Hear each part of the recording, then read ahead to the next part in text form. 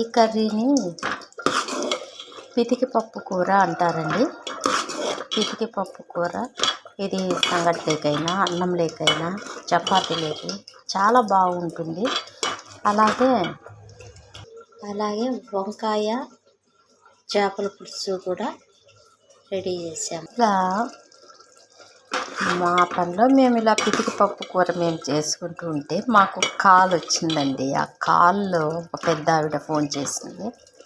ఆమె చేసి నా కొడుకు హెడ్ కానిస్టేబుల్, మా పెద్ద కొడుకు ఏజ్, నా వయసు 64 సంవత్సరాలు.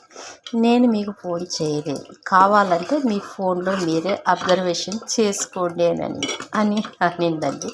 నిజంగా ఫోన్ కాల్ ఎందుకు చేసిందో, ఎందుకు అయింది మాకు చెప్పిందో మాకైతే ఇప్పటికీ అర్థం కాలేదు. మేమైతే చక్కగా ఈ పితికి పప్పు కూర వేసుకొని చక్కగా ఫోన్ చేసాం.